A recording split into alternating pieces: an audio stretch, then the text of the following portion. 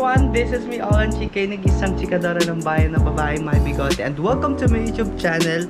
So ngayon na lang ulit tayo nagkita-kita guys. Na-miss nyo ba ang baklang tswa? So ngayon guys, magpapakateki-teki muna tayo dahil meron ako napansin sa aking iPhone 11. 11 ba to? 7 lang to eh.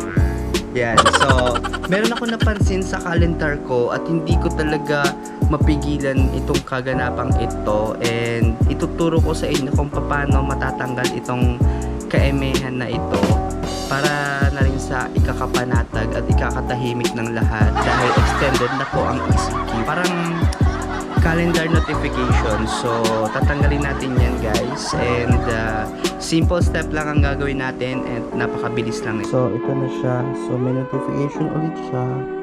Kung nakikita nyo guys, meron na naman siyang notification na calendar. Ayan, so yan yung lalabas sa inyo. So para ma-delete yan, dito gagawin nyo, punta lang tayo sa settings. Tapos hanapin natin. Tingnan nyo muna yung version ng iOS nyo. Sa akin kasi, ang version ng iOS ko is 14. So chinecheck na pa, so 14 siya. So hindi na tatalab yung password and accounts kasi iba na yung setup nitong software ko. So dahil nga na-update ko na itong na ito, so punta na tayo sa mismong calendar. Ayan, so nakikita nyo may dalawang accounts.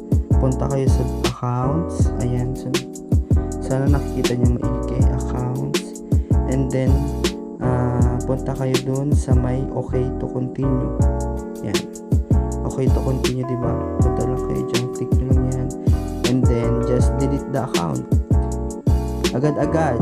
Now na, voila, nawala na siya. So check natin ang kalendaryo. Check natin ang kalendar. Ang kalendar ito.